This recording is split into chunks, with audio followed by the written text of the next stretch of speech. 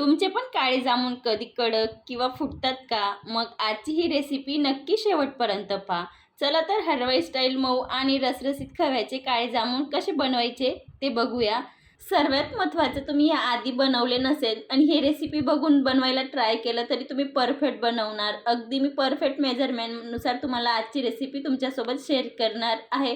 सर्वप्रथम इथे मी gas on करून घेतलेला आहे. एक कढईमध्ये आपल्याला आता 2 वाटी साखर ॲड करायची आहे आणि त्याच वाटीने आपल्याला पाणी पण घ्यायचं आहे. जेवढी साखर घेतली तेवढंच आपल्याला पाणी घ्यायचं आहे, म्हणजे 2 वाटी पाणी घ्यायचं आहे. घरचं तुम्ही कोणतेही भांडं घेऊन साहित्य मोजू शकतात.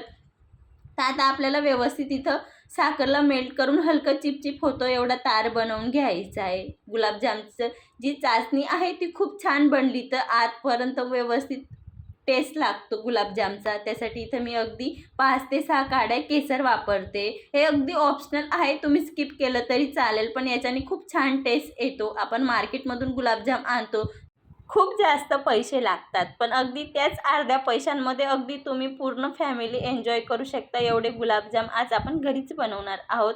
बघू शकतात केसरने खूप छान कलर आलेला आहे. अगदी मी इथं चिमूटभर वेलची पावडर ॲड केलेली आहे.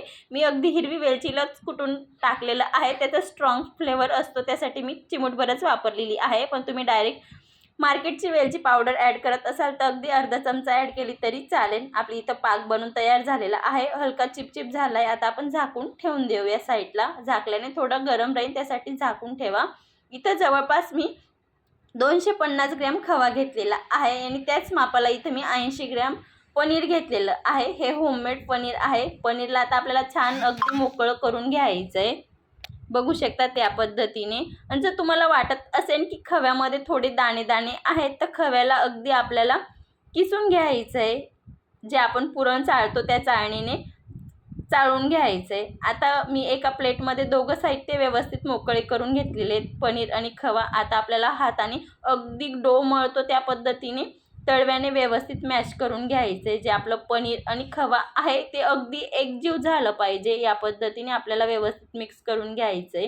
ही प्रोसिजर करणं फार गरजेचं आहे. याच्याने काय होतं की आपले गुलाबजाम एकसारखे बनतात, जराही यांना क्रॅक वगैरे पडत नाही आणि तेलात फुटत नाही. हे अगदी आपण गव्हाचं कणिक मळतो त्यासारखं एकसारखं झालं पाहिजे. आणि शक्यतोवर हे मळताना पसरट भांडंच घ्या, खूप पटक्यात होतं. आणि हे मला टोटल डोसारखं करण्यासाठी 7 ते 8 मिनिट लागलेले आहेत. बघू शकतात जराही याच्यामध्ये दाण्याचं टेक्स्चर राहिलेलं नाही आहे. हे आपण जवळपास 250 ग्रॅम खवा घेतलेला आहे आणि 80 ग्रॅम इथं मी पनीर घेतलेलं आहे. त्यानुसार इथं मी जवळपास 20 ग्रॅम मैदा घेते. आणि ब्रेकफास्ट स्पूनने बघायला गेलं तर हा 3 टेबलस्पून मैदा आहे. मैद्याने छान एकसारखं बाइंडिंग येतं, त्यासाठी आवर्जून घाला. आता मैदा ॲड करून आपल्याला छान अजून मळून घ्यायचे. बघू शकता त्या पद्धतीने अगदी जराही ताटाला चिपकत नाही आहे. या पद्धतीने आपल्याला व्यवस्थित पनीर आणि खव्याला मळून घ्यायचं. राहिलेला मैदा मी याच्यात ॲड केला नाही आहे, पण मी तरी तुम्हाला एक गुलाबजाम बनवून दाखवते. थोडे नॉर्मल क्रॅकसारखं वाटतंय मला, तर राहिलेला मैदा पण मी याच्यात ॲड करते. आणि अगदी पाव चमचा मी इथं बेकिंग सोडा वापरते. अगदी पाव चमचापेक्षा कमी आहे, बघू शकतात. आता हे मिक्स करून आपल्याला परत व्यवस्थित मिक्स करून घ्यायचं आहे. अगदी या मिक्स करायला मिनिटभर लागतात. बेकिंग सोड्याने खूप छान पद्धतीने गुलाबजाम अगदी जाळीदार होतात आणि मार्केटसारखे होतात, त्यासाठी आवर्जून घाला. शक्य होईल तर कमी घाला, पण आवर्जून घाला. आता परत व्यवस्थित मळून घेतलेलं आहे. बघू शकतात किती सॉफ्ट झालेलं आहे. आता आपल्याला गुलाबजाम बनवून बघायचे आहेत आणि 101% आता गुलाबजाम खूप छान बनतील. कारण की मी साहित्यानुसार 3 टेबलस्पून इथं मैदा सांगितला होता, पण आपण 2 टेबलस्पूनच घातला होता, 1 टेबलस्पून राहू दिला होता. तर आता 3 टेबलस्पून मैदा ॲड करून खूप छान पद्धतीने मळून झालेलं आहे. तर आता गुलाबजाम पण खूप छान बनतील. बघू शकतात जर हे क्रॅक वगैरे झालेले नाही आहेत. मी तर एक चमचा घेते, त्या चमच्यानुसार आपण छोटे छोटे गोळे घेऊया. याच्याने काय होणार की आपले सर्व गुलाबजाम एकसारखे बनतील, जराही लहान मोठे वगैरे होणार नाही. बघू शकता तिथे मी दुसराही गुलाबजाम बनवून दाखवलेला आहे. जराही क्रॅक वगैरे पडलेले नाही आहेत, अगदी गोल गरगरीत बनून तयार झालेले आहेत. असेच आता मी सर्व गुलाबजाम बनवून घेणार आहे. बघू शकता तिथं मी सर्व गुलाबजाम बनवून घेतलेले आहेत. आणि जराही टाईम वगैरे लागत नाही. फक्त खास करून जे पनीर आणि खवा आहे ते खूप छान पद्धतीने मळायचं, जराही त्याच्यात दाणेवाले टेक्स्चर राहायला नको आहे. दुसरी साईडला मी गॅसवर तेल पण गरम करण्यासाठी ठेवलेलं होतं.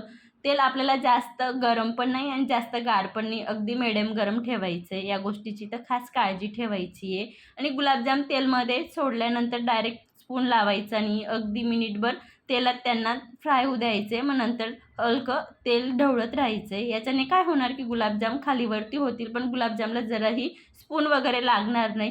सुरुवातीला याचं टेक्स्चर खूप सॉफ्ट असतं म्हणून गुलाबजाम फुटण्याची शक्यता असते, त्यासाठी डायरेक्ट स्पून लावू नका. आणि खास करून काळे गुलाबजाम बनवताना गॅसची फ्लेम अगदी लो टू मिडियममध्येच ठेवायची, कारण की यांना स्लोमध्ये खूप छान कलर यायला पाहिजे. नाही तर डायरेक्ट हाय टू मिडियममध्ये तळले तर डायरेक्ट वरूनच काळे होणार आणि आत कच्चे राहतील. त्यासाठी गॅसची फ्लेम लक्षपूर्वक लो टू मिडियममध्येच ठेवा. बघू शकता तिथं मी दोघं साईडने छान पद्धतीने हलका ब्राऊन कलर येतोय तोपर्यंत तळून घेणार आहे. पण आपल्याला पूर्ण ब्लॅक करायचं आहे आणि आत खूप छान कलर आला पाहिजे यापर्यंत आपल्याला व्यवस्थित तळून घ्यायचे. आणि तळल्यानंतर यांचे बुडबुडे पण तेलाचे कमी झालेले आहेत. खास करून या गोष्टीचं पण व्यवस्थित तळले गेले की नाही याच्याने समजू शकतं. बघू शकतात मी अगदी काळा कलर येतो तोपर्यंत तळून घेतलेले आहेत.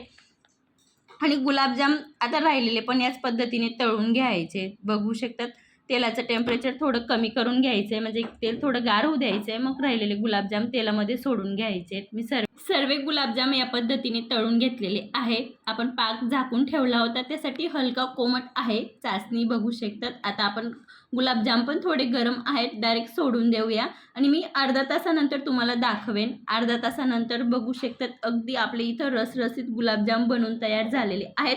तुमच्याकडे जर वेळ असेल तर तुम्ही 2-3 तास किंवा ओव्हरनाईट जरी चासणीमध्ये गुलाबजाम भिजवायला ठेवले तर परत खूप रसरसीत होतात. खूप जाळीदार आपले गुलाबजाम बनून तयार झालेले आहेत. खूप परफेक्ट कलर पण आलेला आहे. आजची रेसिपी जराही आवडली असेल तर प्लीज चॅनलला सबस्क्राईब करा आणि या पद्धतीने एकदा खव्याचे गुलाबजाम नक्की बनवून बघा. अगदी मार्केटपेक्षा खूप छान टेस्ट लागतो. अशाच मस्त जबरदस्त रेसिपीसोबत भेटूया. तोपर्यंत धन्यवाद.